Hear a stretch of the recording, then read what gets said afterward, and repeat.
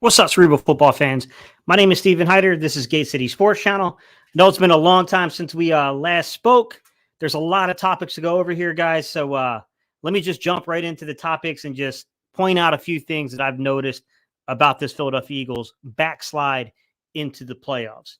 So let's start off with the obvious, guys. They had started off the season at 10-1. Everything looked good. We had one little letdown with the Jets, and then things seemed to come apart the last 6 weeks where we finished off the season 1-5. I will add a little asterisk. I'm not making too much out of that Giants game, guys. I think they treated that a little more like the preseason more than they did an actual game preparation. I'm not saying they should have done that with the division still on the line, but especially once Jalen kind of started feeling the finger a little bit, you could see immediately they just turned that into a preseason game. So still concerned with the way they backslid in, but let's be honest about the situation, guys. It's do or die time. What you did the last 6 weeks, it doesn't really matter right now. We saw that with Dallas last night. All that matters is you go out there, you got to fight, you got to compete, you got to win. This is a 1-week season from here on out, guys. So since week 13, I wanted to take a look at the offense and get a feel for the structure of what is going on with this Philadelphia Eagles offense. And what I noticed is, and this depends on how much you trust an organization like PFF, but it's a good basis to start a conversation, guys. I'm not saying that I'm putting a lot into that. I'm just simply saying it's a basis for something. Since week 13, your top-rated passers have been, according to PFF, Jordan Love, Derek Carr, Brock Purdy, Geno Smith, Lamar Jackson, Matthew Stafford, Jake Browning, Justin Herbert, Jared Goff, Tua, Jalen Hurts, and Dak Prescott. It's a little concerning that we're like right at that 11th. That was your top 12 guys. And we just saw the 12th guy, Dak Prescott, have an absolutely terrible evening yesterday. So, I mean, clearly, without even going too much into this, we can say right off the bat, we know offensively it's got to get better. That's what's really going to open up the beginning of our discussion here, which is what are the baby steps? Like, you've got to do one thing well. Like, if you're on a coaching staff, if you're dealing with this situation, things I've absolutely dealt with before at much lower levels of football, the thing you always go to is you need to find the one thing you do well, and you got to get back to doing that one thing very, very well. And that's really the problem here with the Eagles is that one thing they do well is run the football, and we seem to have deviated away from it since basically, this 6-week slide. I mean, we've definitely gotten away from running the football and doing the things that we do well. And that is a little concerning here, guys, because when I look at the run game and how it's disappearing, over the last 6 weeks, DeAndre Swift has touched the ball 68 times. It ranks 24th in the NFL. So we're already talking bottom third territory, all right, of the NFL. Jalen Hurts is 49th with 30. Kenny Gainwell is 55th with 27.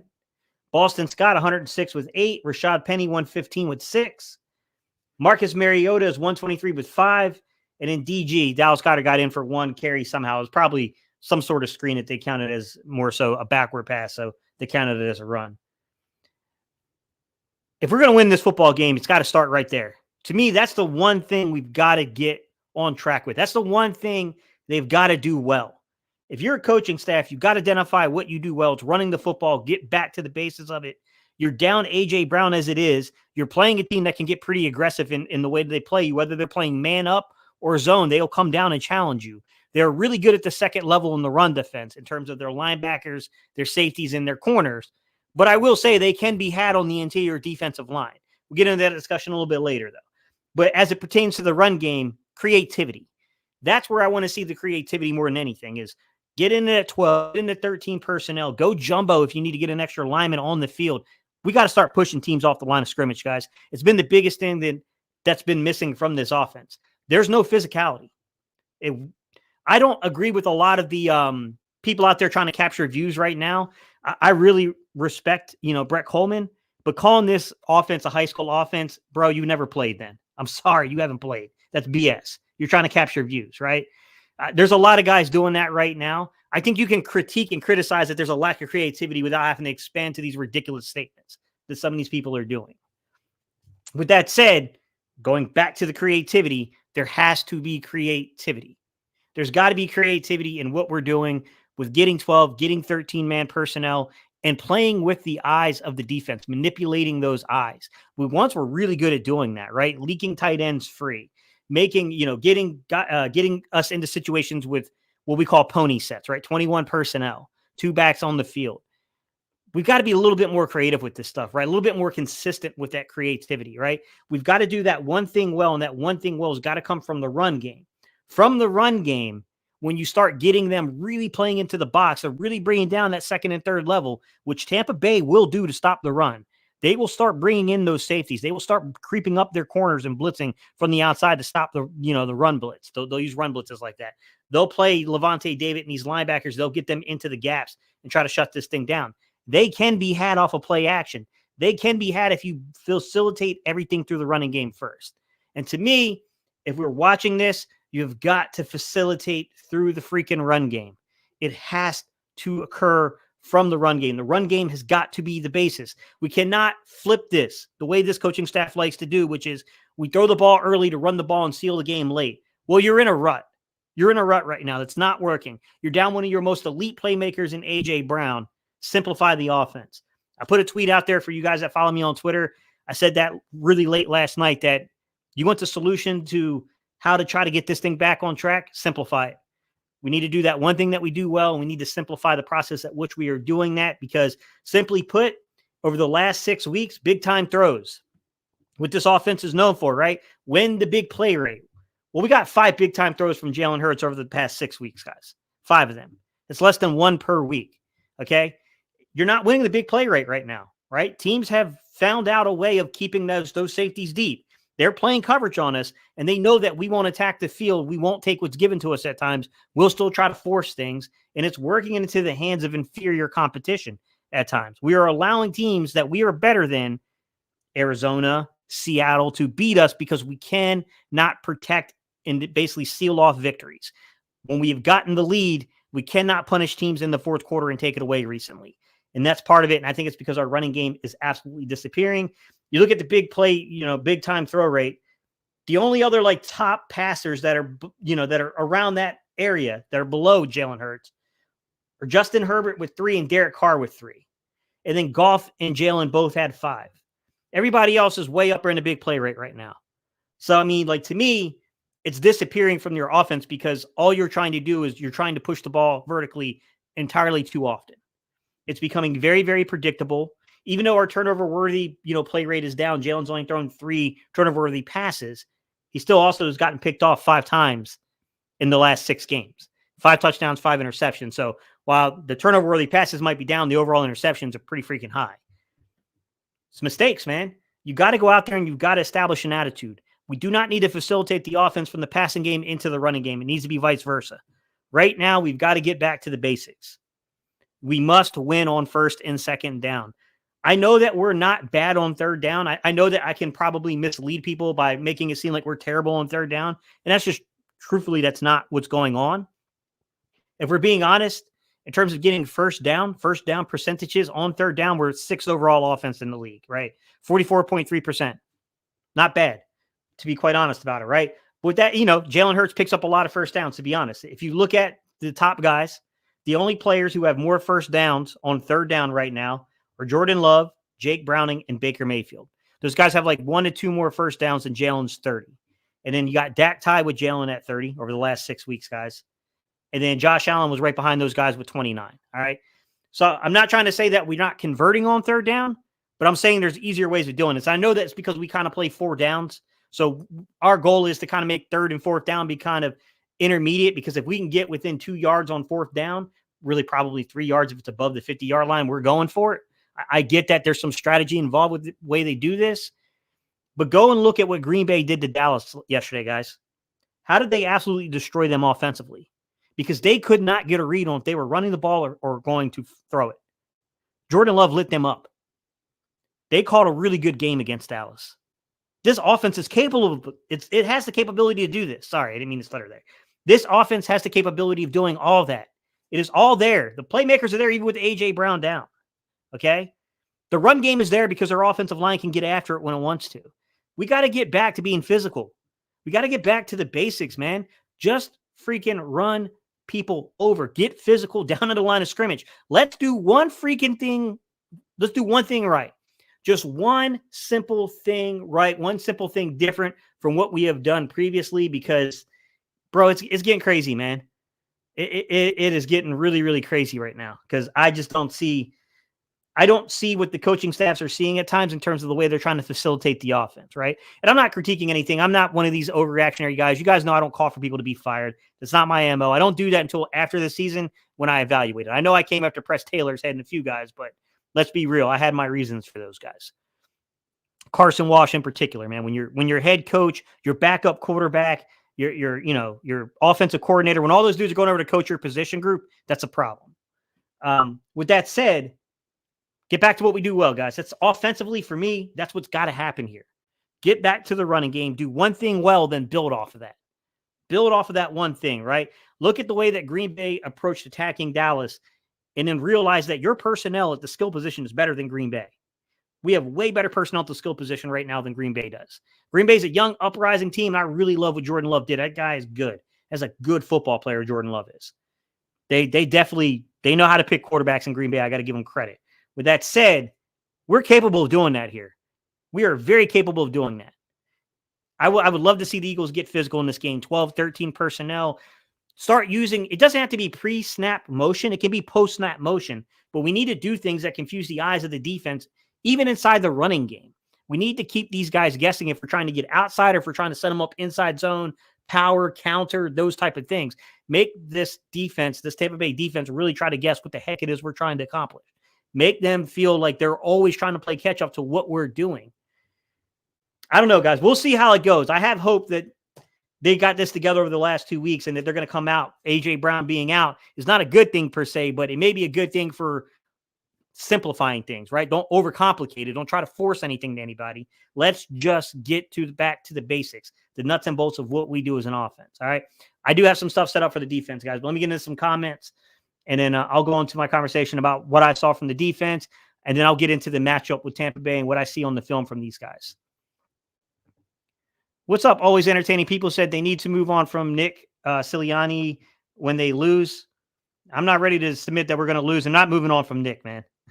That's a little premature. I do think that he's in an area where he's got to be really, really careful about the 2024 season, always entertaining people, but you don't fire coaches that are coming off of back-to-back double win seasons. But when you slide 1-5 on the back stretch, your 2024 season is going to be really critiqued. He's on the hot seat, but he's not fired yet. I highly doubt that. Venom Revenge, what's up, Morning? How you doing? Ezra Stacy said, this is simple. They beat into Jalen's head that he can't get hurt, so his refusal to run makes this offense ultra vanilla. I think it's a little bit more complicated than that, but I do think that's a factor. What's up, China? How you doing? Thank you. I appreciate that.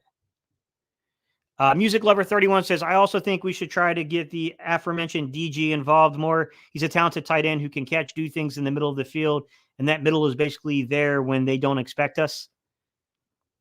Yeah, I mean, I would love to see Dallas Goedert get involved a little bit more too. It's just tough because I don't know where his forearm is right now, Music Lover. I don't know how that arm is.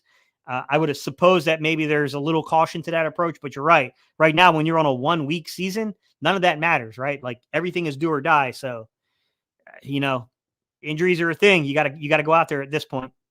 How's it going, Gate? How's the family been? Good, William. How you doing, man? Greed Van. Appreciate y'all, man. Appreciate y'all. So much nonsense in the media. He's a breath of fresh air. Thank y'all. I appreciate y'all. Graham Johnson, what's up, man? Go Birds. Coach, you see the article about Jalen's frustration with the offensive direction? I didn't. I haven't had a chance to read it yet, one above all. It's tough at this time of year to kind of evaluate that while they're still in season. I told everyone, one above all, I don't know if you remember this, but back in like November, end of October, I was telling you guys that there's something going on with play calling, and I think people are getting a little overboard with the Brian Johnson stuff. I told you that from my experience calling plays, it's never a clean chain of custody like people think. Everyone thinks like it's one guy calling the plays and then that's it. And it's like, no, that's not the truth, man. It's a little more complex than that when you get to the chain of custody of how play calling works. Then we had Nick Sirianni admit that there are times that he steps in and he will overrule and take over play calling on a situation. He'll get what he once called in to the quarterback at that point. And now we've also learned that part of the strategy for the 2023 season was to devolve some decision-making into the hands of Jalen Hurts and let him facilitate the offense a little bit, which, to be honest, there's always going to be progression when you do that one above all. Like, no matter who the quarterback is, Peyton Manning, Tom Brady, all the all-time greats you can name, right? all those dudes, the first time that they really were facilitating the offense to that degree, there's going to be a little bit of, backtracking there, right? When you don't have a guy from the sidelines calling every play for you, setting up, getting the flow of the offense together, knowing what the defense is doing and being a couple steps ahead of them per se, that does take a little time as a quarterback because like you're moving into very new territory, if you will, right? I think there's a lot going on here between the chain of custody of these play calling right now. I do think that some of this is that Jalen Hurts sustained some injuries early on in the season. I do think that did make the offense a little vanilla because it did remove the threat of some run with Jalen Hurts. I mean, we did it to keep teams honest, but we weren't really seeing Jalen Hurts absolutely shake people the way he's done in the past. So, I mean, I think there's a lot going on underneath the surface, one above all, but I will need time to actually evaluate tape to see trends, to see what happened versus certain looks, certain fronts, to see exactly what they were doing, right? I mean, we've heard that A.J. Brown and Jalen have admitted there's a few times where they've kind of gone a little off script. They saw something in the defense that they wanted to take advantage of, and then they communicated. They have, Jalen has the autonomy to make certain decisions this year. I don't know, guys. I don't know exactly where they are. That chain of custody is not as clean as people think. Snapback Jug says, damn, where Philly Fresh been at? Y'all don't rock with him no more? No, I still rock with Philly Fresh, man. I mean, I haven't really gone live with Mike either recently, guys. I haven't gone live since like early December, to be honest. I think I made a video since like early December. 22 watching, 16 hit that thumbs up button. Hey, appreciate y'all, man. I'm interested in what you think about the messy defensive situation because we've made 3rd and long look like 3rd and short. Music Lover 31. I'm going to get into that, man. I have my thoughts about that. We're going to get into this defensive section because I'm not a big fan of the Matt Patricia switch. Some Black Ninja said your content is fire. Always don't leave us again. Laugh out loud. Glad to have you back. Appreciate y'all, guys. Guitar Ninja says, Gate, where have you been, bro? Was hoping to hear your insights on the slide this past month. To answer that, guys, I've had another project I've been working on. I haven't released it to everybody yet because I want to give it time for organic growth. There'll come a time where I'll release it for you guys that want to follow things that are unrelated necessarily to football. I also got some stuff coming up on the football front where I'm going to go wider than what Gate City Sports covers. I'm going to cover the league as a whole. So there's some things coming up on that front, guys, that was happening behind the scenes, but I'll talk, guys. I'll talk about it later. To be fair, you said they can't fire a coach who won double-digit seasons back-to-back, and normally I agree, but it looks like McCarthy may be gone in Dallas. Yeah, a little different situation, though, one above all. I mean, McCarthy's never really coached into an NFC championship, into a Super Bowl. There's a little difference there. I do think that if Nick were to have some of the same issues going into the 2024 season, one above all, I think then he's in trouble. Then I think you're absolutely right. He would be in a tremendous amount of trouble, to be honest there. Coach, miss you. Appreciate you, James. Thank you, guys. Regarding the article, Coach Jalen is upset that there are too many vertical routes and he wants more slants and shorter routes. Wonder this is what AJ is mad about too. I don't know, man. I'd have to actually see the article one above all. I agree with the overall philosophy. I just don't know if Jalen actually expressed that. It's hard to say on these things, especially versus pressure. There should be in-breaking routes that basically replaces the blitzing defender with the football. Like that's football 101 from a quarterback standpoint. Like, when teams are coming up and they're bringing 7-8 man pressures, like the way you defeat those normally is that you look to the side where they're overloading the blitz and then you replace the defender with the football, which is normally on an in-breaking route. I mean, one above all, why they haven't done that, I have no clue, man. Coach, why so many so-called Eagle fans turn on Coach Sirianni? I think there's some doubt of whether or not he still has control of the locker room, to be fair, James. I mean, I don't know. I don't know if he does or doesn't have. I don't want to get involved in that because I don't know. I mean, I'm not there. But I do think that some people feel like while the coaching has been better than the coaching was at last season at times, it has not been consistently better. And I think where Gannon never lost the locker room per se. There were moments where Gannon almost lost the locker room. We remember early on in 21, Gannon never fully lost a locker room to where I'm assuming the reason they made the switch to Patricia, and we're going to get into that defensive talk in 1 second, guys, was somewhat based around the fact that he was losing. That basically what happened is they feared that they were losing the locker room on the defensive side, so they had to do something there. That's what my guess is, James, but I don't know. Like I said, I'm not in that locker room, so it's really hard to say, but I think they made a mistake there personally. What are your predictions for this game? Look, man, I'm always going to pick Jacob. I'm always going to pick the Eagles to win. Like, it's no shock there. I would say that my predictions are that they're going to realize, probably not to the extent that we want them to. We want them to come out here and be dominant running the ball and to just be like 65-35, run to pass ratio, basically. However, I would guess that they're going to be 55-45-ish. Could be one way or the other in terms of the pass and run. They're going to stick to the run, I think, a little bit more in this game. But I don't know that they're going to give up on their overall philosophy of freaking throwing the ball early to run and lock the games away late. I think it's a mistake, personally. I think that when you are facing what the Eagles are facing, go back to what you did in 21. What did they do in 21? They simplified things. They got back to doing what they do well. They got after football teams, and they started running the rock, and it saved the season in 21. Your roster is still more talented in 23, even without A.J. Brown, than it was in 21. You got a more experienced quarterback this time around, right? I just think that there's reason to believe if they just simplify things that they can win a game or two here. And then it's a matter of, like, who knows if you can get to the NFC Championship. Who knows? Who knows what happens there? I think there's a lot of 49er fans that are writing off Green Bay.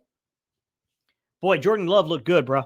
That's not a game I would want to play if I had a bye week. I got to go in and play a guy that's got a hot hand right now. Like, he played pretty dang well, to be honest with you. Like, they didn't give up on the run. That's what stood out to me about Green Bay versus Dallas. They weren't, like, ridiculously successful early on in the game. Like, I thought Dallas was doing a pretty good job. Hankins, in particular, was doing a really good job of getting down and nasty on the line of scrimmage down there.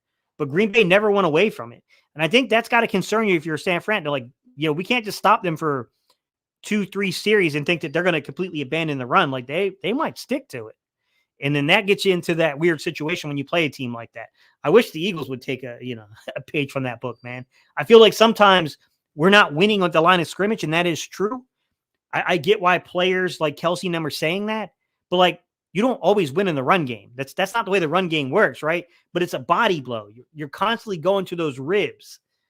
It's a body blow thing to where all of a sudden come the fourth quarter, your legs are heavier. It's harder to hold your freaking hands up. It's harder to shoot your hips and get in there as a defender, right? Now they're doubling to you and you're opening up these huge lanes in the fourth quarter. Like, that's the thing I think is missing from the offense right now.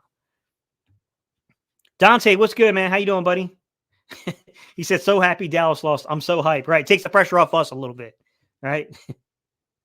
I just tuned in, but what's your overall thoughts on the Birds' collapse so far? Complex, man. I think it's a complex situation going on with them because I think to some degree we played some tough games to where, Dallas, it's just tough to beat them. We haven't had a lot of luck there winning those games, right? San Francisco, they clearly had that game marked, circled on their schedule. I thought we came out there and kicked their the first 2 possessions of that football game, and then they kicked our the last 7 or so. Then you go to Seattle. I brought this up in a post, Dante, on Twitter. I said, a lot of people are talking about, like, officiating in the Eagles. Well, I can make a case that they tried to get to us. They tried to screw us over with the scheduling. Like, look at that stretch that we had to play. We haven't won. I think the last time we had won in Seattle was like 2008. We haven't won in Texas since like 2018 or 2017. I think it was 2017 was the last time we won at AT&T. We had a San Francisco team. You had Kansas City on that list. You had Buffalo. I think they wanted that narrative. We gave it to them, and that was our fault because at first they weren't getting the narrative they wanted, and then we gave them the exact narrative they wanted. But, yeah, I think there's a lot going on, Dante. I think it would take a long time to unpackage all that. James says Sleep Reaper is going to have a big game. Book it. Hey, James, I'll take it, man. I'll take it. All right, let's talk defense, guys. I want to talk a little bit about what I saw from the defense. To begin with, how do we cover the slot? Because I think Tampa Bay is an interesting matchup, and I think it's a winnable game here. Baker's been playing well. I don't want to throw shade at Baker, man. Baker's been playing pretty dang well for them, to be quite honest. But Baker's not a guy that I worry about off schedule too much. I think the Eagles have really struggled with the Kyler Murray types, right? And even if you don't have a guy that could potentially rush for over 500 yards in a season, I'm not saying that Kyler Murray has done that or anything like that. I'm saying the ability is there for him to do that, right? Anytime you get a guy that's mobile and can elude pressure and extend plays, Tyler Heineke did this to us when he was there with them, right? Sam Howell this season with Washington did that to us. We've had a stretch of quarterbacks that kind of gone off script. They've gone off schedule, and we've gotten burnt off schedule. I don't think that threat is as imminent with Baker Mayfield. So I do think we can breathe a little bit there, but I do worry about having to play a guy like Jordan Love if that was the NFC Championship matchup. Like, I would really worry about Jordan Love's ability to make you miss in the backfield and extend plays on you, because we have not done a great job covering that. But our defense, I want to talk about the slot and how we are covering the slot position so far. How we cover the slot. Over the last 6 weeks, Bradley Roby has taken the most coverage snaps out of the slot at 83, followed by Kevin Byard's 32, Sidney Brown's 31, Nicholas Morrow's 21, Avonte Maddox is 17, James Bradbury's 14, Eli Ricks is 11, Shaq Leonard 7, Zach Cunningham 6, Hassan Reddick 3, Josh Sweat 2. Obviously, there's different ideas and there's different, approaches to covering the slot. When you've got your edge defenders, those rush ends dropping, that's a little different. They're dropping into a shallow zone area. It's not truly covering the slot. You know what I mean? But the linebackers at times, so when you do get the linebackers there, the depth is a little different, and I think the coverage is a little bit more truer. While there may not be necessarily a ton of man, it happens. We've all seen Nicholas Morrow get shaken this year in man coverage covering the slot. For the linebacker spot, you do get a little bit more true coverage from the linebacker spot, but it's still not true coverage. So to me, how are they playing this? Like, what do I think is going to happen from the slot? I think it's going to be interesting because I do think this is a game. Avonte Maddox got to be the dude. Hey, man, he's been back a couple of weeks now. It's a 1-week season at this point, guys. Every single game's a 1-week season at this point. Avonte Maddox needs to be out there covering the slot. Pass Avonte Maddox, get the other freaking veteran player in there, and Bradley Roby. Bradley Roby needs to be out there covering. He's another guy I can see covering the slot. Now, I think the real question is Tampa Bay is not very hard to diagnose how they align. These are not guys that like to play like the Eagles. The Eagles will align their receivers all over the formation. So to give you a rundown of what I mean by this, right? The Philadelphia Eagles snaps out of the slot. Dallas Goedert leads us with 53. Quez is next with 51. This is over the last 6 weeks, guys. Devontae Smith is next with 50. AJ has 44. Oz has 33. Julio has 27. And then Albert O, before the injury, had 19. So I look at the Eagles, and the Eagles will line everybody in and out of the slot, okay? But when I look at Tampa Bay, they got 3 guys they primarily play out of the slot. Number 1 is going to be their tight end, K-Dot. 65 snaps out of the slot. But then they got this thing they do with their field receiver, their flanker, and then their slot receiver. They consider their true slot receiver. They'll mix and match these guys. So Trey Palmer, 56, Chris Godwin, 56. So that's really where the movement comes for them, to where they'll probably run some stack set stuff. They'll do some things where they'll flip Trey Palmer and they'll flip Chris Godwin, depending on what's happening, right? Mike Evans, only 36 snaps. Now you could say, well, 44 for AJ and 36 for Mike.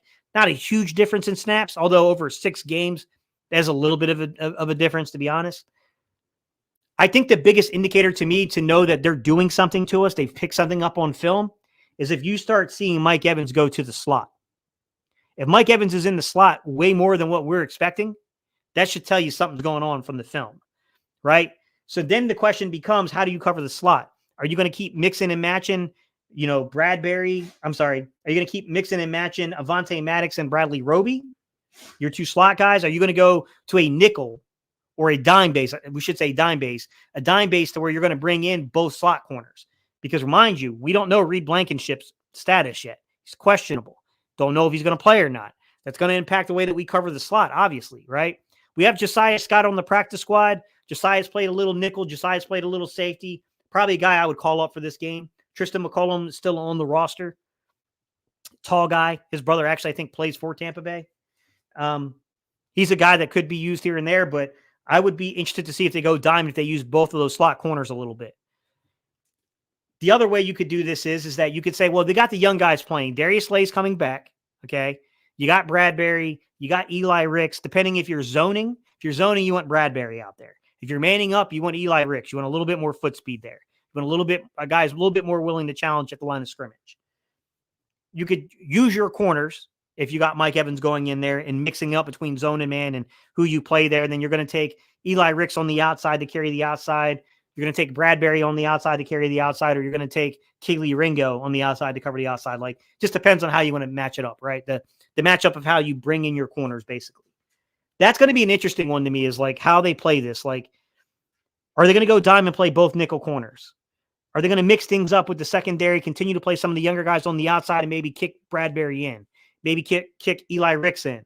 Like, you know what I mean? Like, how are they going to do that if they start messing around with trying to get you spread? They try to spread you. Basically, they're going to a 2x2 set, single back set, and they want you to commit and cover how you're going to cover there to challenge those safeties, right? Because they want to try to isolate and get you into a situation to where they can pick and tear you apart because you're already dealing with a situation at the safety position. So that to me is the first thing I look at defensively for, what are we going to do here? How are we going to play this thing? Like, what is going to go on here defensively? How are they going to do this thing? All right, the second part. Defending the run. I noticed some differences here from the Philadelphia Eagles compared to the Tampa Bay Bucks in the way we defend our run, specifically from the A-gap. Over the last 6 weeks, Jalen Carter has taken the fourth most snaps in the entire NFL in the A-gap. Okay, 65. Might surprise you who's next up. Fletcher Cox, who I don't even think played last week. Fletcher's got 16 snaps from the A-gap. Tui Pelotu's got 6. Brandon Graham's got 5. Jalen Carter's got 3. We're heavily dependent upon Jalen Carter. Jalen Carter's got to have a game here this week, guys. Rachaad White has the second most carries since week 13. They're coming at us with the run game. Like, Jalen Carter, my man needs to be dominant, bro. My man needs to be dominant. He needs to be out there and he needs to be dominant. If you compare that to the way the Tampa Bay Bucks are playing the A-gap, it's a little different story here. Greg Gaines has 49 snaps out of the A-gap. Vita Vea has 31 snaps out of the A-gap. Kalijah Cansey, 8. Logan Hall, 3. They're rotating a two-man look there in the A-gap between Gaines and Vita Vea. Like, those two guys are playing a lot of snaps there, right? Where, neither of those dudes are anywhere close to that 65 snap count that Jalen Carter's got. We're heavily dependent upon Jalen Carter doing that. And then, we'll mix in Fletch at times. We'll mix in Marlon Tuipulotu. Like, to put this into perspective, Fletch, Marlon Tuipulotu, Brandon Graham, and Jalen Carter all combined have 30 snaps, which is one less snap out of the A-gap than Vita Vea, who's their second leading A-gap player, if you will. Guys taking snaps inside the A-gap there. So the approach to the A-gap's a little different between these teams. We're a little heavily dependent upon Jordan Davis, being that guy. Or I'm sorry. Yeah, Jordan Davis being that guy, Jalen Carter being kind of like a disruptor in the B-gap. They'll use, it surprises me the way they do things. Like, they want Jalen Carter to be disruptive in the A-gap. They want, Marlon Tuipulotu to be disruptive in the A-gap. They're looking at Fletch being disruptive in that B-gap. They want Moro Jamo. He's a really good run defender, guys. He's actually ranking quite high for the Eagles in run defense. He's a guy that they're trying to use to disrupt inside that B-gap recently. The guy that I think has to step up, though, to me, it's Jordan Davis. Jordan Davis has got to be the focal point. Jordan Davis has got to be that dude, man. He's got to be the guy that disrupts the entire interior offensive line. If Jordan Davis is disruptive in this game, Jalen Carter's going to eat. Fletcher Cox is going to eat. Tui might get in there and do something, bro. You know what I mean? Like, that's what we need to see. We need to see a more concerted effort from the interior defensive line to absolutely win the freaking line of scrimmage. Okay? Yes, we have definitely dropped off a little bit in terms of our pass rush. No doubt about that. But I think some of that's coordinated with their coverage. Those kind of go hand in hand. With that said, it goes back to what we talked about offensively, right? Do one thing well. If you can't do anything else, then make sure you're doing at least one thing freaking well. Stopping the run is effort. Stopping the run is all effort. Make sure you're giving the effort in the run game. Make sure you're stopping that. Make sure you're not letting Rachaad White take this game over, because he's not a guy that gets a lot of yardage. I think he's like 3.7 yards per carry. But, look, you run that twice. Now you're looking at like a 3rd and 2, right? I mean, like, You got to be careful, man. They cannot let themselves be lulled into easy third down situations. They cannot allow themselves to, basically be stuck on the sideline watching, their offense march up and down the field, and we can't get our offense on the field. We need to flip the script there. We need to be the team that does that. We need to be the team that wins this line of scrimmage, offensively and defensively. Win the freaking line of scrimmage. That's the one thing we know we should be able to do well. That's where we invested our money. It's where we invested our draft picks. Win the freaking line of scrimmage. Win the line of scrimmage. Win it. It's that simple to me. Win the freaking line of scrimmage in this game. To me, whoever wins the line of scrimmage is winning this game. All right, guys, let's get into some comments real quick.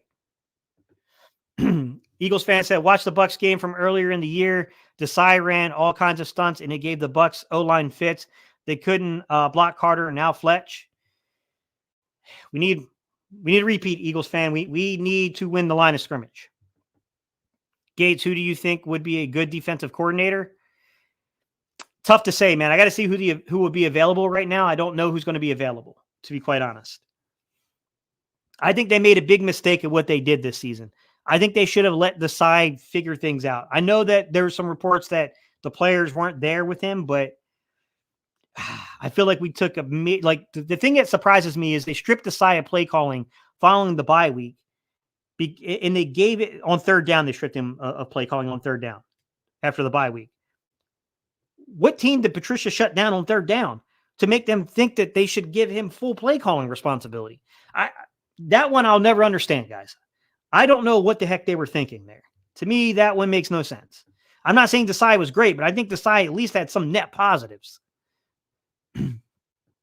So far, the defense throughout the playoffs has been pretty bad. Maybe a good sign for Philly.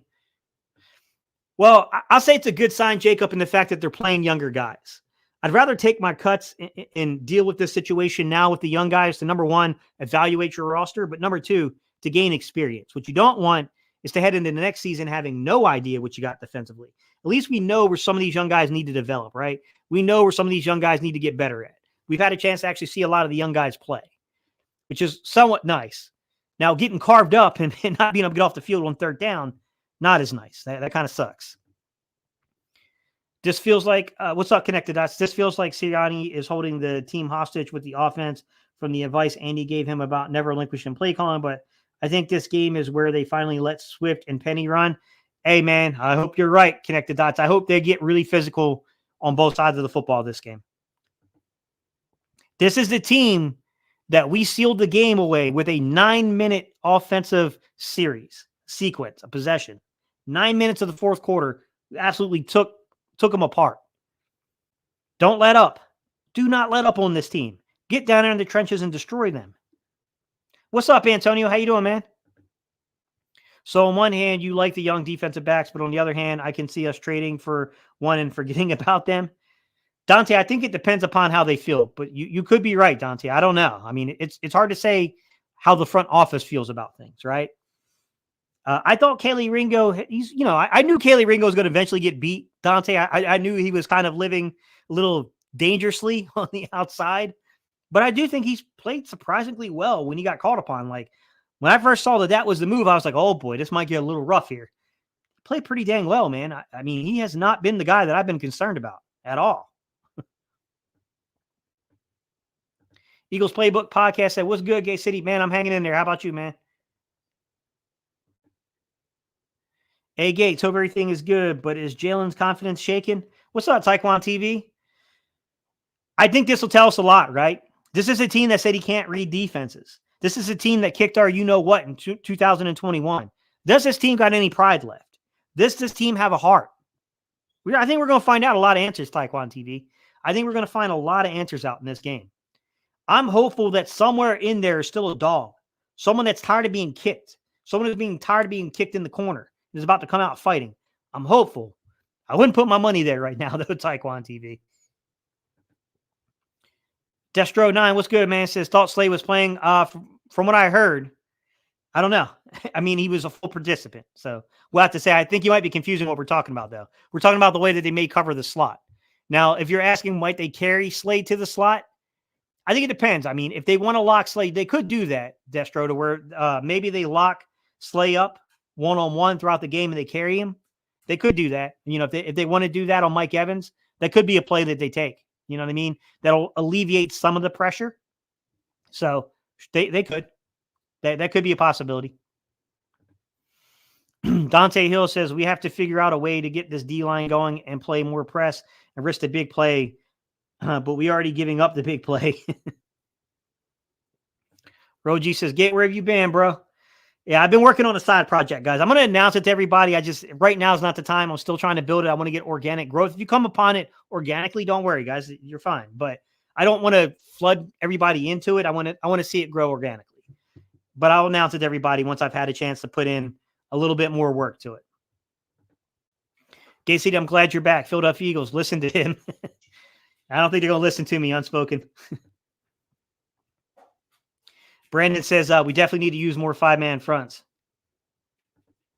Eagles fan says, hey, man, let Ajamo get some work, too. He was decent when he's in. Yeah, I mean, there was the one play I was making fun of him where he lost his foot, Eagles fan, but then he turned around and completely collapsed the offensive line the next play, and I was like, yeah, that's the guy we saw on film. Like, the dude is he plays with a lot of leverage, man. He's not like a big dude. He's not like a 315, 320 guy, right? But he's got really strong hands, and the dude is surprisingly setting off the line. Like, he's really good at run defense. Better than what you would expect a rookie to be. I mean, he popped on film in college, but you can never fully translate college to the NFL. Like, there's always a little bit of an unknown there. But, yeah, I mean, it's crazy, man. It's a little crazy. Is Jordan Davis a draft bust? I was high on him earlier this season, but I don't know now. I don't know, Dante. I don't know if I call him a draft bust per se. I think they may have overvalued the position a little bit at nose tackle. But I think if he can give you 2 to 4 sacks a season from the nose position, if he can develop into being that type of nose, then you got something. Like, I do think that they need to figure out, man, they got to give this guy a little bit more break here and there, man. Like, I don't think that there's a trade-off with conditioning and just physical mass being, something that takes up blockers, right? Like, there's a little trade-off there. And they got to find that sweet spot with getting him conditioned correctly, but also making sure the snap counts add up. And I don't think that they want to use Jalen Carter. Like, he's getting there. He's playing some zero tech. He's playing down in the A gap at times. Jalen is, but they probably need to uptick a little bit more, man. They need to use some dudes a little bit more. I don't love Tui Pelotu as a zero tech, man. He kind of gets pushed off the ball a little bit. He plays decently as a 3. I mean, as a 3, I think Tui sometimes does a pretty good job in run defense. But yeah, I mean, it's definitely a little questionable with what they're going to do there, Dante. Good to see you back, Gates. Happy New Year's. Happy New Year's, Rondo. How you doing, man? I don't believe Davis is a bust, but definitely will need to be more disciplined on his weight this offseason. Yeah, it's a weird kind of exchange there. I agree. Antonio says, sounds good, but they haven't been able to win the line of scrimmage. They got to figure it out this game, Antonio. There's no excuse this game. They've got to win that freaking line of scrimmage. Like, you do one thing well. Do that one thing well, man, and get in there and fight and win the line of scrimmage. Because if they can't win the line of scrimmage, Antonio, I think they're going home. The only way that they would win this game without winning the line of scrimmage is if Jalen Hurts pulls out a Superman cape and ends up winning the game for them. But I mean, how much hope does that give us going into the following week? And then even if they get by there, because I think we got a very easy path. Like, I think not easy. That's the wrong word to say there. Let me retract that statement. We have a favorable path to the NFC Championship game. With that said, you can't win these games. You're not going to beat Tampa Bay. You're not going to beat Detroit unless you win the line of scrimmage, in my opinion. They're throwing the ball to Bradbury's side, period. They shouldn't have let Barnett go for depth. I think they're going to have to address that in this draft, Antonio. I think they still need pass rush. I think they got some young pieces. I'm not trying to make it look like, oh, the cupboard's bare. We need depth there. You're absolutely right. We need depth there. And I just think that pass rusher is a spot you can never stop. Like, you can never say you got enough pass rushers. You can never say you got enough offensive linemen. The line of scrimmage is entirely too important. Metape have not called plays in 3 years. Penny is not playing. Have they already put the active list out, Antonio, the inactives? Gates, that was a beautiful Sunday yesterday. Yeah, it was. It definitely was, Carlos. Eagles need to start getting back to stopping the run on the way to the quarterback like Jim Schwartz used to do. One gap. What up, Gay City? Exactly. Do they have heart? I hope they do, William. That's the thing. It's like, I hope they do. There's enough veterans and young guys who have experience playing at the upper level of college football, winning championships. Like, where is the effort? Where is the heart? Where is the professionalism? Like, where is the I give a crap about the results at? Like, that's the part I need to see in this game. I need to see genuine freaking effort for 60 minutes. They've showed it in spurts. I need full 60 minutes of it. Roland said, good to see you again. Hey, man, I appreciate y'all. Even if the Eagles lose, nothing is better than what we saw in Dallas yesterday. Laugh out loud. I didn't expect that, man. I thought they were going to win that game, William. I thought we were going to be traveling to Dallas. That was quite the gift they gave us. Yo, where you been, Steve? We missed you, brother. Hey, I appreciate y'all, guys. Fast forward to our draft. Would you be open to trading Bradbury and one of our second-round picks to Denver for Surtain? I would make that happen. Player, like, if we're only evaluating the player, of course. Financially, the way the contracts work out, I need to do some work there to see kind of the implications of that. But yeah, I mean, if we're just talking purely player for player, I mean, yeah, to me, that's not even, like, of course. Patrick Surtain is one of the best in the game.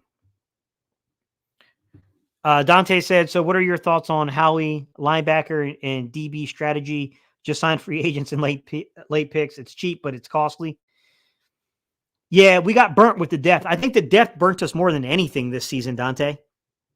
You know, when N'Kobe went down, we immediately saw that the run game was starting to get a little iffy.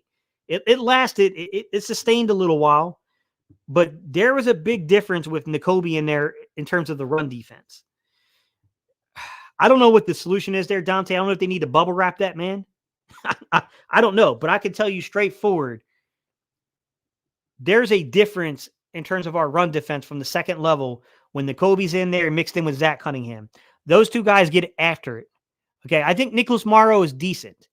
I don't think he's great. I don't think he's terrible in the run, right? I think Christian Ellis looked absolutely lost, and I was very disappointed in Christian Ellis because I really like that young man's athleticism. I loved his effort on special teams.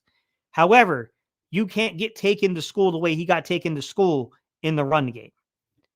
Yeah. They got to do something, Dante, because there's been a noticeable difference there. I thought you had quit. Nice to see you back. Nah, I'm not quitting, guys. Do you think we will die on the hill where we're going for style points with never-ending passes? Whew. I think it's a possibility. I mean, look, G-Dragon, if I'm going to be genuine about the situation, I think we all know it needs to happen. Whether they will follow through with it, you know what I mean? Like, I still have concerns that even if they win this game, they're still going to go with that outdated approach of let's throw the ball early and run it late. And they're just going to out-talent Tampa Bay. And that scares me because that would tell me that, oh boy, like, I ain't too sure we've learned our lesson. Venom said he will always be back. Appreciate y'all.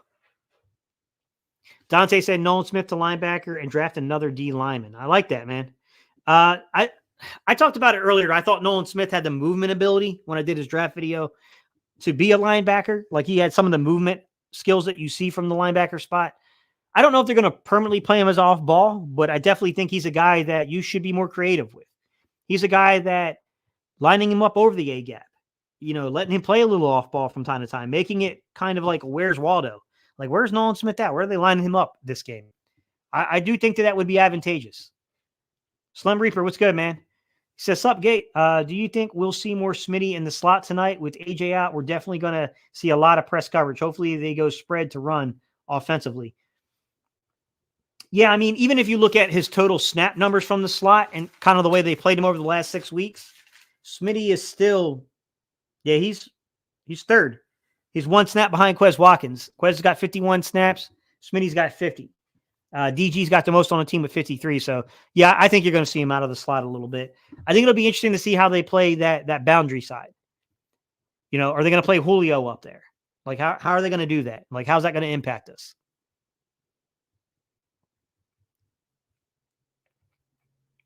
Now, they haven't put it out yet, but going off history, we want to see him play, but they have been consistent about not playing him and saying they are playing the best running backs on the roster. I mean, yeah. If you're going off the trend, then yeah, Antonio, then you got a pretty dang good, probably an 80% chance of being right. He's been inactive for a lot of games. Green Bay 6-0 in Dallas, more playoff wins in Dallas than Dallas. To me, it's gang tackling. Those first 6 weeks of the season, if a guy was getting beat, there was another Eagle. They fought for their brothers. Now I'm not seeing those hustle plays. Fair. Missed tackles. Whew. Man, that would be a very long conversation. We'll have to do that on another live stream, guys. Like, our inability to tackle an open field has been a big issue this season. Gate, glad to have you back. What's up, Mike, man? Appreciate y'all. Nolan Smith to off the ball linebacker would be incredible, but they want him to keep getting swallowed up on the edge. Let me transition, Antonio, because that's a good spot to transition here. Okay. We have a problem containing the edges in that 50 front, on the 5-man front. Reddick is getting upfield too much. I think Nolan Smith has actually been the more disciplined as the young guy at staying contained, right? Josh Sweat has been caught, ironically getting up the field a little too much this season. And Josh Sweat is normally a phenomenal run defender from the edge. We've had a problem with containment this season. Our edges are not containing. And they're definitely it's led to some outside runs hitting on us. That's one thing that I think we're fortunate, right? I don't think Rachaad White's the kind of guy who's going to burn you that way. But, if I'm Tampa, I don't know the rest of their backfield. I got to admit, I didn't really take a look at it. If they got a speed guy, I might try us there. I might honestly try us on the edges because our secondary is not great at tackling and our edges are not containing. I think Nick is the wrong coach. I want a run-first coach moving forward. The strength of this team is the run game, but we have a coach that wants to be Peyton and Brady, but they ran the ball as well. I don't know if that's a Nick thing, though, Dante. I think that might be more of a front office structure thing with the coaching staff and kind of, obviously Nick wouldn't have got the job if he didn't believe in it, but I don't know that they're going to hire that guy. Scott said, would be a shame if we lose to the Bucs 2 out of 3 years in the playoffs. Yeah, I'd be pretty angry about it. I'm not gonna lie, because this was the most favorable seed that we could have got in terms of the matchup. I would have much rather had the 2 seed or the 1 seed, to be honest, in terms of just playing at home. However, in terms of the opponent, we got lucky. We definitely got lucky. I think they need to look into that, man, because I think the 5 seed is kind of a cheat code right now to get to the divisional round. But using Nolan Smith as an off-ball linebacker is just too creative for this coaching staff. Desai was showing creativity. That's what I was saying, Antonio. Like, I didn't love that switch from Desai to Patricia. Because, yes, while I thought Desai was lacking in coverage at times, I thought he was at least creative. Like, he was doing things at times where I'm like, dude, not the time to blitz. What are you doing? Like, don't go all out here. What are we doing? However, at least I saw the effort. At least I saw creativity. It didn't work because we were getting torn up, but like at least he was going down swinging. Then they put Patricia in. And I'm like, oh boy, like this is like first couple of games. I thought he did okay. And then they figured him out. And it's like, oh, man, like this is the same Patricia that was not very good with New England either, to be honest. Dante's boxing talk. What's good, brother? He said, we need a more aggressive defense. Let's get Wink. Music Lover said, my bad. Oh, you good, bro. Don't worry about it, man. Gates, if you were the Eagles quarterback coach, what 3 things would you work with Jalen on?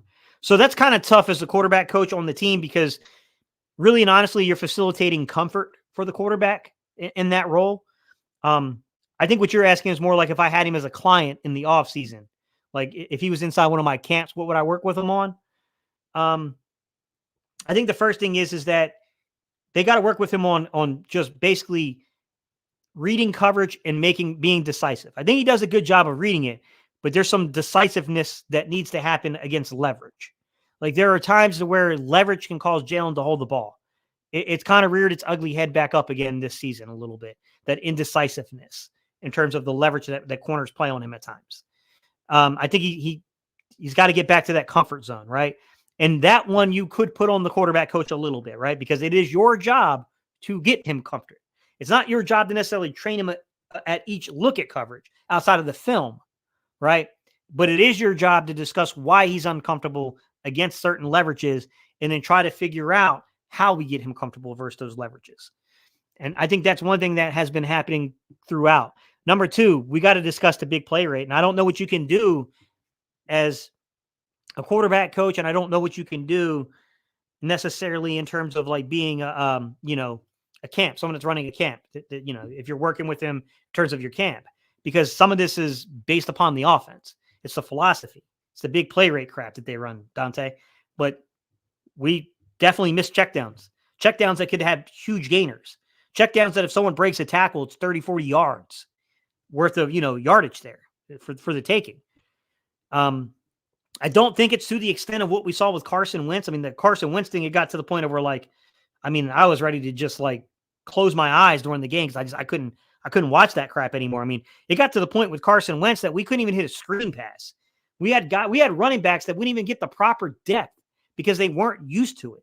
You remember when Miles Sanders early on was struggling with Carson Wentz in 2019 and 2020 to where 2019 he was doing great down the field, but we couldn't get him to the proper depth in terms of the running back screens to actually hit that play.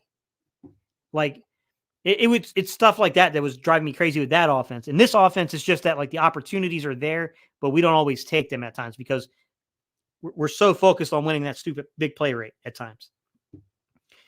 Things like that, man. Things like that are like the things I would look at to try to get him a little bit more comfortable into the pocket.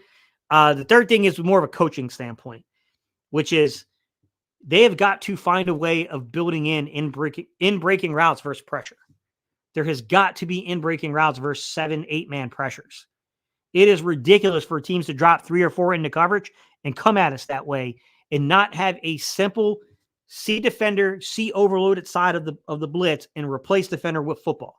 The fact we do not have that is disturbing to me. I don't know why they don't do it. And it's not just a Brian Johnson thing because this existed last year too. This is more of I think you have to really blame Kevin Patullo because Kevin Patullo is the person who orchestrates our passing game.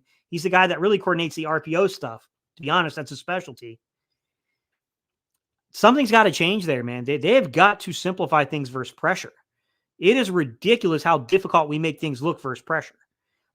Our entire philosophy is Jalen, make magic back there, extend the play, and try to get the ball above the defense versus pressure. And it's when it works, it's phenomenal. I mean, the highlight reels of A.J. Brown and Devontae Smith and these guys. I mean, it's phenomenal when it works. Come on, man. Consistency, though. The consistency aspect of that. Those are the things for me, Dante, that are missing from this offense, from the passing game perspective. G Dragon said my predictions. I'm going to say it'll be a somewhat tight game. I'm going to say 27-20 Philadelphia. I think it's going to be a tight game. I do think this is a winnable football game for the Eagles. Is it too late to have Desai back calling plays? At least Desai has a history of halftime adjustments. Matt Patricia, 0. I mean, it's really and honestly not. I mean, it's not too late until the season ends, right? I mean, I'm with you. Stillwater, I'm with you. To be honest, I thought Desai was better than Patricia. How do you fix this line? They don't rush the passer, nor do they stop the run. Dante, so what exactly is it would you say you do? Yeah, exactly. Yeah. You got to facilitate pressure. I mean, the short answer to that, Dante, is facilitate pressure. You got to bring it from the second level. You got to use stunts and twists and things like that from the D line. You got to find creative ways of getting there with a 4-man rush. One, eyes off number 11. The Eagles need more hot routes. Yeah, they need in-breaking routes versus pressure. I agree.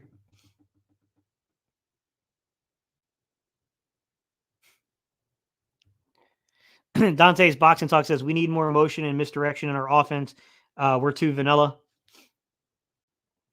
Yeah, they have a philosophy. That's a Nick thing. That's definitely a Nick Sirianni thing because that's the install. That's the head coach. That's not your play caller. I don't know why they don't do it, Dante.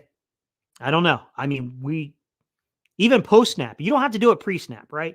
If you do it post snap, it won't get calculated the same way that they're calculating the pre snap crap, but at least you'll know that there's some stuff post snap you're doing to where, you're disguising things. You're making things tough to read, right? The way we used to leak the tight ends out on that little trap play that we would run to where we gave a run pass option off of that. Like, they don't do that anymore. They don't. I never really put 2 and 2 together with Nakobe and our run defense. It does make sense because once he got hurt, our run defense fell off a cliff. Yeah, we were really dependent. After Nakobe went down, it was all Zach Cunningham stitching that linebacking core together in the run game, man. Like, the run defense. Like, they need to bubble wrap that, man. We need him on the field. Glizzy said, absolutely must win tonight. Don't want to jinx anything, but the way things are lining up with Dallas losing, we could be in Vegas this year. 1 week. It's a 1 week season, right? I mean, that's just the thing. Like, everything that happened before now doesn't even matter. It's 1 week from here on out. What was the old, for the guys that are older and remember the old 80s basketball, the NCAA matchups? What was the Jimmy V quote? Survive in advance. Wasn't that what he said? Antonio said, Buddy Ball has to stop. Just throw who is open. Yes, Nakobe Dean was actually playing great football, but our fan base was screaming that he wasn't. But the film showed otherwise, and now we really miss him. Yeah, we miss him in the run game big time. Yeah. Scott said, I'd say you plug in Julio into Brown's spot. They are similarly built. Yeah, it's just a matter of can he get off the line of scrimmage the way he used to? Julio, man, back in his prime, jeez. Julio was a different level athlete back in the day. I mean, it's a shame that, age is undefeated and it catches up to everybody. But yeah, I mean, it's, Julio is probably the guy from a frame standpoint who's got the physical frame. That's my concern too, is if they come down and they start challenging us at the line of scrimmage, AJ was the guy that would absolutely destroy man coverage like that, press man coverage. When AJ gets retracted like that, that's why I think it's really important to stick to the run game here.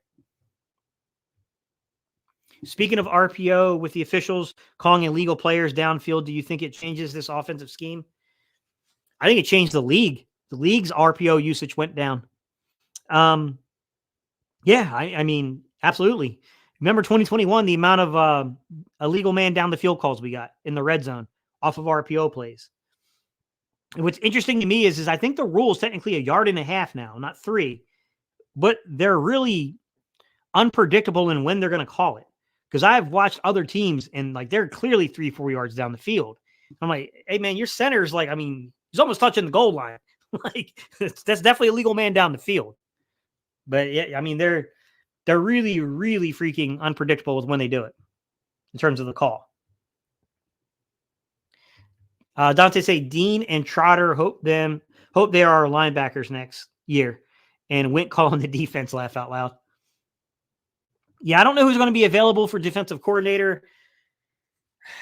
I mean, I'm interested to see what direction they go. I don't want to make predictions because I don't know. They seem to really love this Fangio-style defense.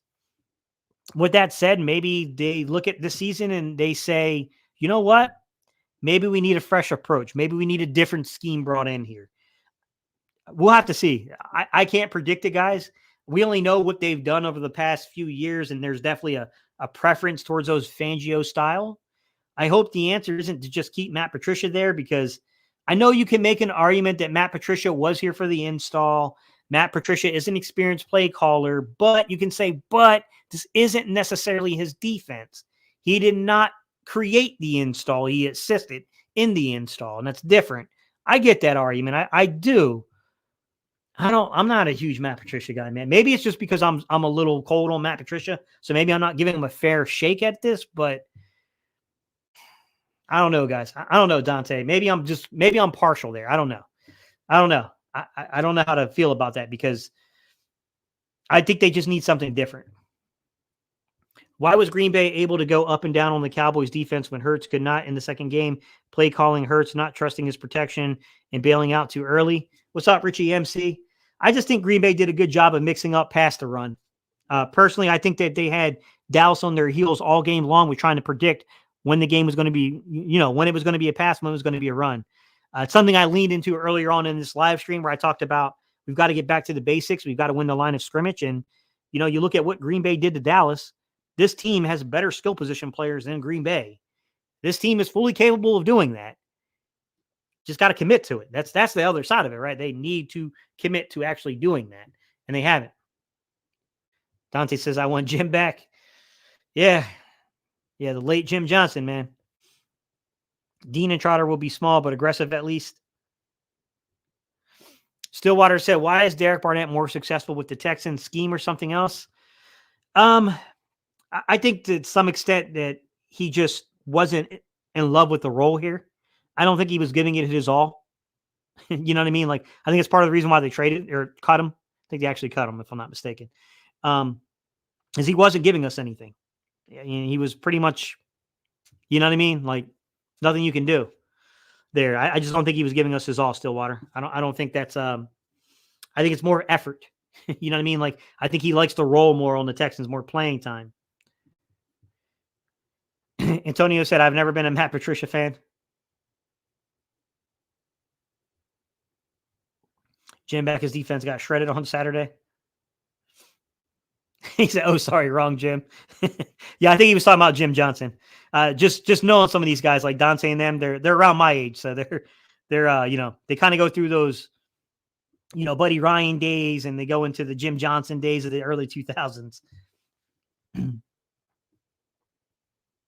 Was that Bud Carson, right, guys? Was Bud Carson that was the defensive coordinator under Buddy? I think so. Eagles be wise to start Milton Williams or Big T over Jordan Davis and have Davis only play 15, 20 snaps coming off the bench. Richie, do you trust them to stop the run, though, from a four-man front? Because you can't really – I don't think Milton or Tui is going to be the guy you want in that zero. I think the reason Jordan Davis theoretically starts, I think you can get to arguments is starter really mean the first snap of a game, which is how most people define it, or does it mean who's taking the majority of the snaps during a game? I think you can get into a complex argument with that, but I don't think those guys are going to last down in and down out at the zero technique being double two. But I do think they need to take some snaps off of Jordan Davis. They need to find a way of keeping him fresh in games to be disruptive. Dante said, I can read what our defense is doing before the ball snapped. Easy for quarterbacks to read. My coach has always said, if you beat me while I'm aggressive. Antonio said, yes, Bud Carson under Buddy. Yeah, I was young, guys. Yeah, I was definitely young there during that time, but I remember a little bit. Those were, man, that was, so long ago, but those defenses, man, those late 80s and early 90s defenses that the Eagles had. Whew, man. We're going on a tangent. Sorry, but yeah, like to have that kind of aggression back here would be phenomenal. I'm only 28 and I miss Jim Johnson. I hear you, OMB Henry. Yeah, it was Bud Carson. I thought I was correct, but I was like, man, am I misremembering this? I think what messes me up because it's Buddy Ryan then Bud Carson. Like, you know what I mean? Like those names, it makes it seem like, no, that can't be right. Rich MC said Tampa Bay's tight end Otten. Is he a threat? Yeah, a little bit. We don't cover the tight end position very well, Richie, to be honest. I will say Byard has improved us in that regard a little bit. I think Byard's a little bit more respectable covering tight ends and some of these big physical receivers. But I do think that we can be had. I do think we can be had. Jim Johnson was that dude. Yeah. Antonio said, yeah, Otten is definitely a threat. He's sneaky. Yeah, he's the guy that takes the majority, from their snaps and out of the slot. And he's a stick guy. You gotta be real careful about him because he can he could be their tempo guy. Like that's what I normally see from K. Dotton is he'll set their tempo and he's kind of a little bit of a security blanket for them. Mike Evans is the guy that can kill you over the top a little bit. Trey Palmer's got incredible speed. Chris Godwin, man, I really hate that he had that ACL because Chris Godwin was that dude for a few years in the league, and he has not been the same guy post ACL, to be honest. But, I mean, they have some speed on that team. I mean, Godwin, Trey Palmer, those guys can get it. Mike Evans, for a big dude, can run. He's kind of like, A.J. Brown. People think A.J. Brown, that was a dominant thought process when we first traded for him. A lot of outside fan bases were trying to antagonize us by saying, like, he can't run. Like, have you watched this film? A.J. can run. Like, same thing when I look at a guy like, Mike Evans. Mike Evans had a much better 40 time, but Mike Evans is a big physical dude, 6'3", 6'4", 220 plus. And I mean, dude, he's got some foot speed. Like they definitely got a little bit of team speed there. But what I will say is when you look at their percentage of snaps out of the slot, K. Dotton's got 65, Trey Palmer 56, Godwin 56, Mike Evans 36. They're very heavy focused on those four guys, right? Think early Eagles underneath Nick Sirianni to where you could set your clock to who was getting targets in this Eagles offense. It was very easy for me each and every offseason to make a fairly accurate target distribution chart for the Eagles. I do think we've evolved a little bit this season. I do think you see a little bit more spreading of the football this year, minus when we just basically throw the ball to AJ every other down. But I do think you see a little bit more of a target allocation for the Eagles offense compared to what we used to have. And I think injuries have necessitated that, if you will. Like injuries have kind of become why that's happening for the Eagles. But with that said, you kind of know their offense here. You know who the players are for Tampa Bay. Like they're somewhat easier in that regard, but you know what I mean? They're still dangerous. They can still burn us. Why don't we cover the middle of the field, nor do we throw in the middle of the field? Maybe they don't think it exists, Dante. Maybe they think it's a rumor. It's a good point, Dante. We're terrible at covering the middle of the field. I agree, because sometimes we play outside leverage and just completely give the middle of the field up while we're zoning. Now, that could just be the simple fact that the linebackers and those edges, when the edges drop, are not gaining the proper depth to take away that area. So it makes it very easy to identify those soft zone spots for us. I think that's probably part of it, Dante, to be honest. But yeah, I mean, you're not telling any lies from what I can see. I mean, you got a pretty good read there. Al Harris for DC. Don't know if you covered this already, but what do you think is reason for struggle lately? Coaches, players, both? What's up, China? Defensively, I think it is somewhat personnel, but mostly coaching. I think our scheme is terrible, and I think our play has diminished. And I will say this, China, as a glimmer of hope for today. We haven't been good. We know that. But it's a veteran team. James Bradbury's been beaten like a drum this season. No doubt about it. But you know what? That's a veteran dude out there. Darius Slay, been up and down, dealing with injuries and stuff. Looks like he's going to play. Looks like he's going to play tonight. Veteran guy, right? You look at Avonte Maddox, look at Bradley Roby, Kevin Byard, veteran guys. A little concerned about if Reed Blankenship doesn't play. What are we doing at safety? I don't know. But we have veteran dudes in that secondary. Like, it's a 1-week season. Just get it right. Get it right over these next 4 weeks. That's all you need to do. You know what I mean? With that said, though, on the defensive side of things, it's complex. I think the scheme has not been good. And I think the players have fallen off. I don't think that we have great depth at linebacker, and I think it bit us in the rear this year. I think that our depth at the edge position has kind of come back to haunt us a little bit. And I don't think we're being able to keep these guys, healthy, give them breathers, keep them productive in the game. And then on top of that, when your coverage is lacking, your pass rush is going to have trouble too. So I think those things kind of go hand in hand a little bit there. Offensively, I think it's a weird moment to where they're messing around with the chain of custody on play calling. And I think we're having hiccups. We're breaking in a rookie play caller. When I say rookie play caller, he's called plays before, but I'm referring to the NFL level, guys. Okay, he's a rookie play caller at the NFL level. We're breaking in a rookie play caller, okay? I think Kevin Patullo and Nick Sirianni's inability to build in easy, hot routes that take advantage of overloaded blitzes that are just see defender, replace defender with football on third down. I think that's part of the problem China offensively. I think that the fact that we will sometimes just forget that we have running backs and a great offensive line and we can run the ball, right? Setting up a rhythm to the offense, right? A lot of times the run game gives you a rhythm. I think we lack that at times where we forget that the run game can set a rhythm up for your offense and then create those big plays for the receivers.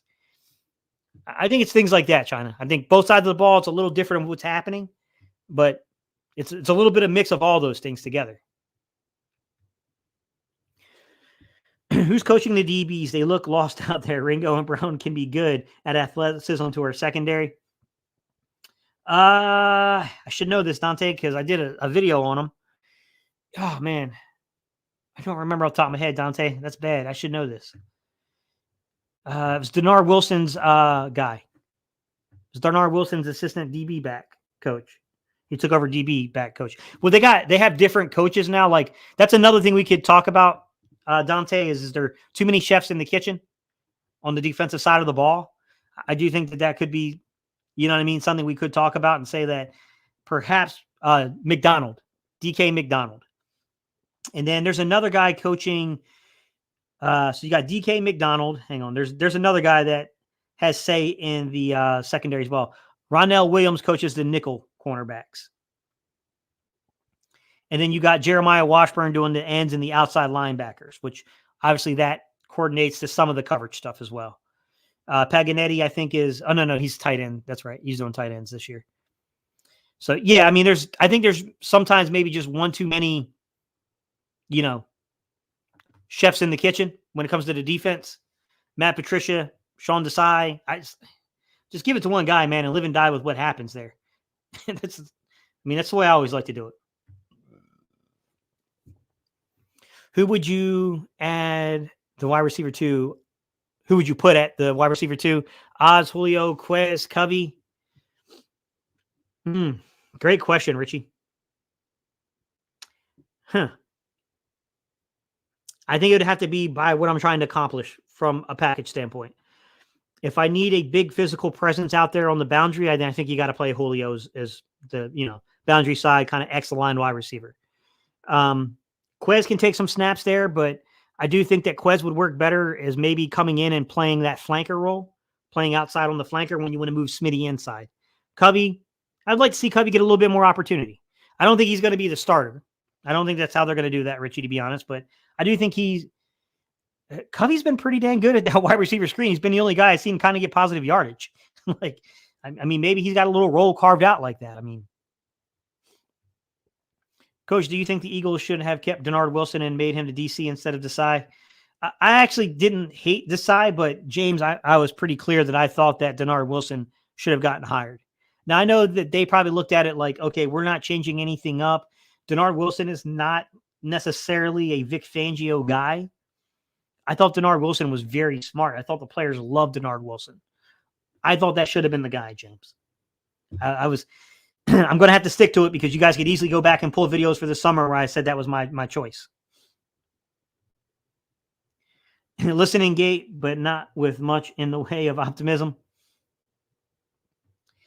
Hey, we're still alive, guys. We're still alive. How we're still alive, I don't know. We're still alive, sir. Richie said, is Greg Ward still on the team? I think he's on the practice squad. This would be a spot for a Jason Avant type veteran to make a key player or two.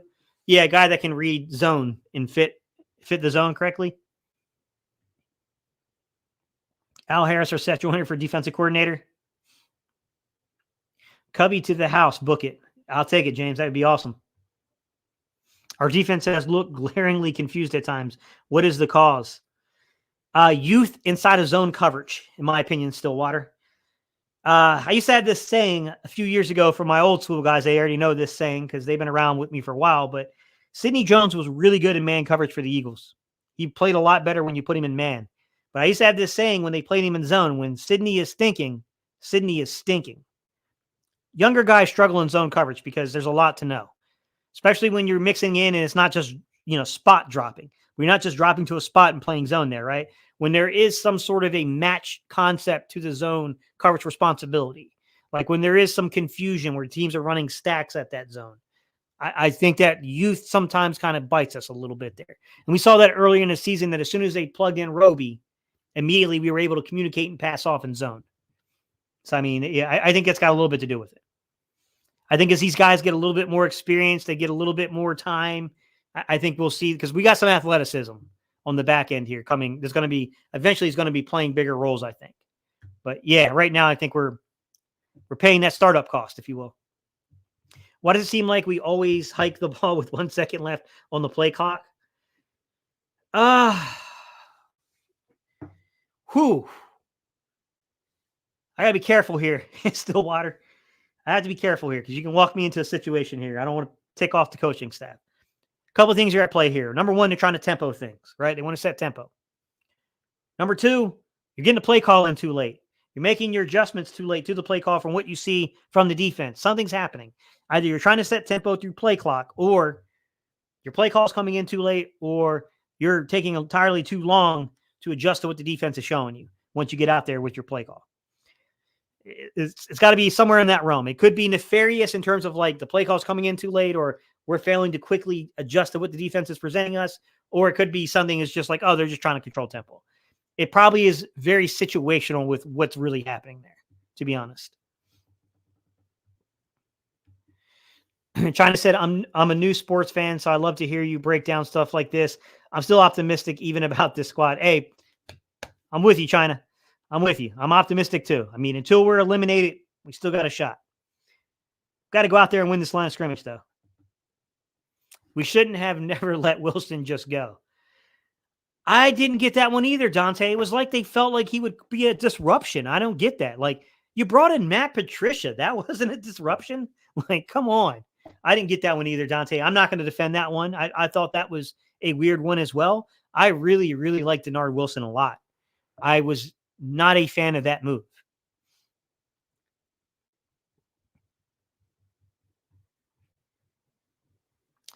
Gate, can you make a video on your top offensive coordinators and defensive coordinator candidates wish list video? Yeah, we can do. I mean, we got to see what they do at the end of the season, guys, because I do think something's going to happen defensively. I'm not sold they're doing anything offensively unless Brian Johnson lands another gig. But see how it plays out. We'll see how it plays out. I know defensively we're probably looking at some kind of an adjustment. Offensively, we have to see if they actually make the decision or not. Dante said, yeah, this whole offense, defense coordinators, then assistants, then run and pass game coordinators, it's too much. Yeah, it's a lot of chefs in the kitchen. We need to use Swift more in the screen game. He could be a good pass catching back. He is a good pass catching back, Dante. I agree. He's also elusive. It's really hard to tackle in open space. A possible future video live stream with some time to prepare. Have analytics in Julian Lurie's team affected the 2023 Eagles. I'd have to see what his role exactly is. You're right. He did get an expanded role. I had to see. They might talk to me, guys. Let me reach out and see if I can't get someone to talk to me about the front office and its structure. In the past, they have given me some information. They're not always forthcoming with that kind of stuff, though. So let me see if someone will go on the record and talk to us about it. Richie MC says the Packers-Eagles NFC Championship Conference game at the link, one game at a time. First up are the Bucks. Hey, Richie, love the optimism, man. That would be a tough game too, man. The Packers are playing good football, man. When Julian Love came in and he played the Eagles last year, I got a little pushback because I said that he actually kind of looked the part. And people were like, yeah, but we had a major lead on them. We were kind of playing passive. They were right. We were. But sometimes it's just it's a feel for the game. It's the way that you can tell the guy's he feels the game well. He's seeing things well. He's doing, you can only play what's in front of you. So it's not his fault that we were playing off coverage. He did better than a lot of other young quarterbacks when they stepped into that situation. So I was like, he's going to be an interesting guy to watch. Never thought he'd be this good. I mean, that young man has definitely improved over the course of this season. He's a good upcoming player. When are you taking an NFL job? I don't think it's going to be anytime soon, man. I'm going to read up on Bill and the Steelers. I like how they play defense. That's my main concern. The clock management. We be burning timeouts unexpectedly. Yeah, Benjamin, that's very true. Late play calling and adjustments. Yeah, that's what I was saying, Benjamin. I want to be careful because, like, I don't want to tick the coaching staff off, but like clearly that only really falls into a few baskets. You know what I mean? There's only a few things that could be going on there. What's up, Sammy? He said, Denard Wilson left for the Ravens. I've been saying to my friends that it was a huge loss. Look at the Ravens secondary this year. He's a good coach. I mean, straightforward. He's just a good coach.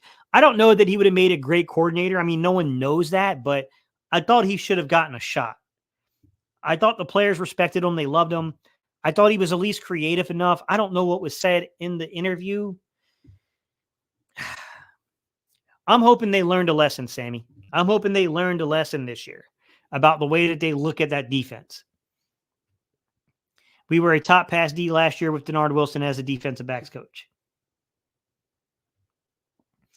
As Buck fans worry about game, good luck, buddy. Is the game on ESPN because it's Monday night or no?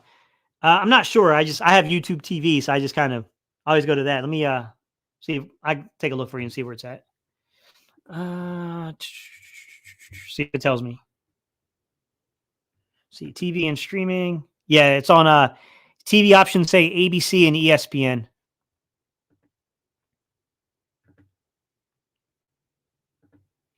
According Vegas, Philly wins today. So if we win, you think we have a very good chance at beating the Lions?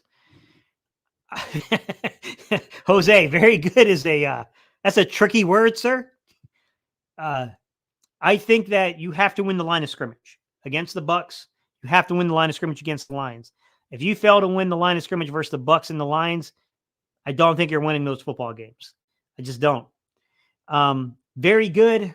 I think there's a chance, right? I think it was the more favorable path in the playoffs, right? I think Green Bay was trending a certain way. When I saw that Green Bay was going to be the 7th seed, I was like, well, you know what? To be honest with you, the 5 seed ain't looking so bad right now because while the Bucks absolutely whipped Green Bay not long ago, man, there's something about Julian Love and the fact that we really struggle at times to contain mobile quarterbacks. We definitely have a little bit of an issue with that. And they don't have to be guys that run for 500 plus yards in a season, just guys that can elude pressure and extend plays. Like we have a problem. Like it's definitely been a problem. What thinks both sides of the ball? Game on both. Yeah. It feels like the Eagles have been reacting on offense and defense instead of being aggressive and dominant. Scotty too hottie. I remember the wrestler. So I would say that we've had trouble protecting leads.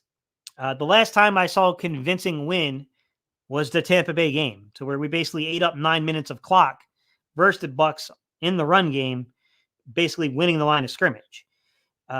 Seattle, Arizona, it's, you know what I mean? Like we've had trouble, man. We've had trouble closing out games against teams that we're better than. We have a better roster. When I say we're better than, we have a better roster than those teams. But yet they played the better game that week because we couldn't close it. That concerns me with Tampa Bay. Okay. What happened the first time around does not guarantee the second time around it happens. Got to win the line of scrimmage. You got to be able to close this game once you gain the lead, if you gain the lead, right? You got to be able to do that. So, you know what I mean? Dante says, so do you think that we blitz more tonight or continue playing a passive zone? I do think the probability is higher that we blitz more. And the reason I say that is because unless they're just, Reed Blankenship can't play and they're scared of exposing the secondary because that is your deep, that's going to be your free. Unless that's something that hinders us, getting Slay back, having Bradbury, having Roby, having Avonte Maddox, having the young guys now have experience. I think this is the game where you can be a little bit more aggressive and blitz and trust coverage a little more. But it depends. They might be looking at this going, there's no way that we're going to create a scenario to where Mike Evans is one-on-one on the outside with anyone. So it just depends. It depends on how they want to approach the game. Detroit defense is suspect big time. Their coverage is really suspect, Antonio. But they will be home. Home field there will be tough. Yeah. and they do fight. They fight hard in terms of the run game. They're a team that won't abandon the run themselves. I don't think that, like I said, I think they're beatable, but that doesn't mean you're going to win the game. You know what I mean? Like, I definitely think it was the better path. At the end of the day, if we want to get to the Super Bowl, we want to win the Super Bowl, we got to beat somebody. You know what I mean? Like, eventually we're going to have to step up our game and beat somebody, but hopefully this gives us enough time to figure things out. We rush too far past the quarterback. We need to rush accordingly, not give rushing lanes up. You could use the New Orleans strategy. New Orleans back in the day underneath Dennis Allen when he was their D coordinator. They used to layer their pass rush. So they have a high guy and they got a low guy, and that's to prevent that quarterback from easily sliding the pocket. You can do things like that. You can layer your pass rush, but it's tough, man. It's going to be a tough situation. Why do the Eagles as an organization have so much trouble with mobile quarterbacks, no matter the coach or year? I just think in general, they're tough to play, Dante. I mean, any guy that can extend plays on you, it's a headache. But yeah, I mean, I think the breakdowns in coverage this year have been alarming, right? It hasn't so much been like we've gotten pressure. The quarterbacks escape the pressure. And then it's like, oh boy, now we got to hope our guys hold up. That's a coaching thing, Dante. If I'm being real about it, that's a coaching thing. Because that's knowing when the quarterbacks and the offense have scramble drill. So do the defense. The defense has rules within scramble drill. We haven't been good at it, man. Simply put. Slay got taken to school earlier on in the Washington game. That was really surprising because Slay's normally pretty dang good at that. Did they confirm Baker is playing tonight? Not to my knowledge, but I think he's playing. I think he's going to at least give it a go. He does have the rib issue though, Jose. So we'll have to see. Yeah. Akam say, morning, Steve. Best part of waking up today is knowing Dallas is burning. Yes, sir. Yeah, that was a surprise, man. I didn't go after anybody on Twitter. I had a lot of people that were speaking. They were popping off the mouth quite a bit over the last 5-6 weeks. But I was like, you know what, man? I'm just going to sit here and focus on us taking care of our own business. But yeah, okay, Gates, I need a pep talk. I gave up on the defense this year. I'm not expecting to win tonight or win in a shootout. Pep talk. Not in the locker room, sir, so I don't know if this will translate to the players. That's the problem. For me, Dante, it's this. It's this simple. You got to win the line of scrimmage here. Stop the run, okay? From the run, you can figure out how to make your coverages work, okay? You have a veteran secondary. They have not been good all year, but these dudes are good enough, and they played in the league long enough to not be fooled by anything. They've seen it all.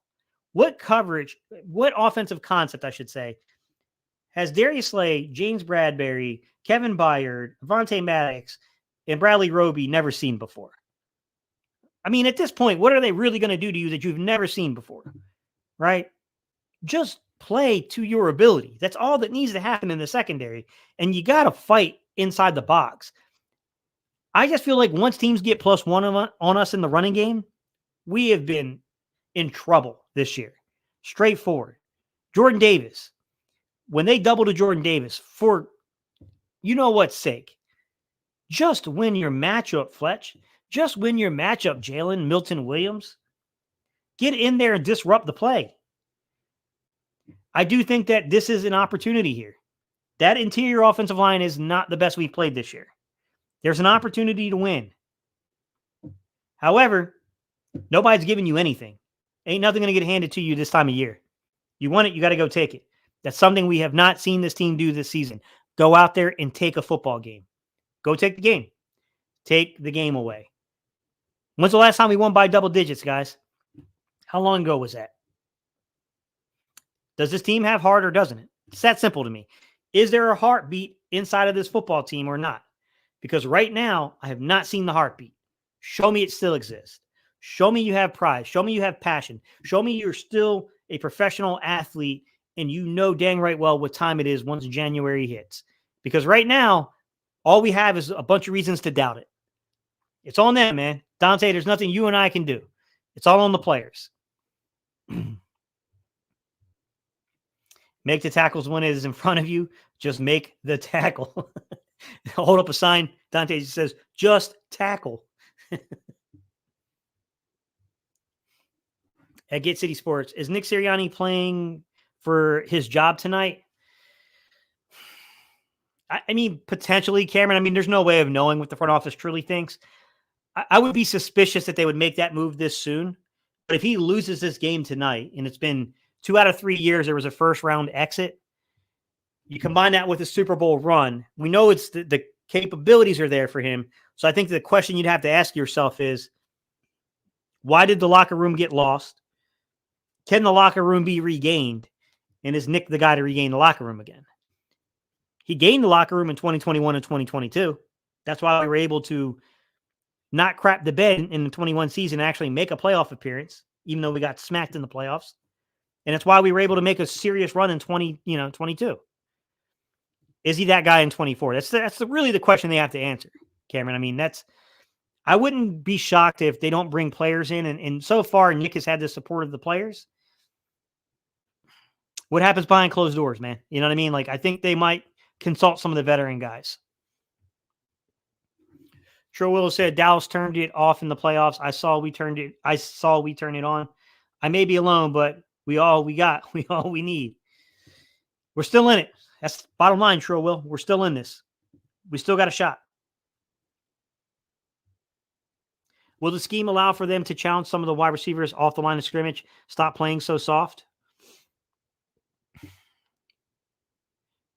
They do a lot. So they do play up on the receivers.